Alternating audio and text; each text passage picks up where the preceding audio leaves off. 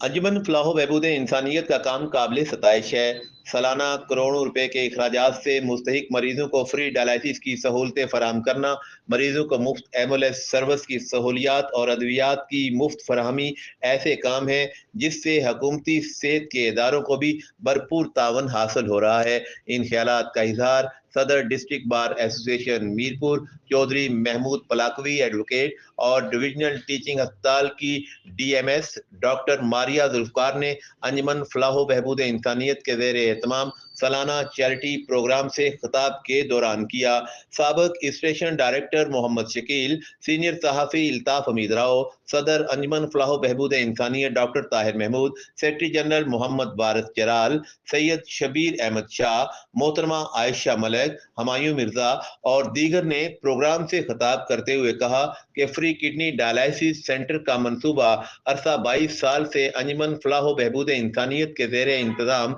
Divisional teaching अस्पताल में जारी है, जहां गुर्दू के इमराज में मुब्तला सालाना हजारों मरीजों के डायलिसिस बिल्कुल मुफ्त किए जाते हैं और ये तमाम अमल मुखैर हजरात के तावन से ही मुमकिन होता है। अंजमन की ये कोशिश है कि मरीजों को तमाम तर बुनियादी सहूलियात की फराहमी मुमकिन बनाई जाए। गुर्दों के डायलिसिस मुकम्मल इलाज नहीं, लिहाजा मुकम्मल इलाज के लिए ट्रांसप्लांट सेंटर का क़याम अमल में लाने के लिए हमारी कोशिशें जारी हैं।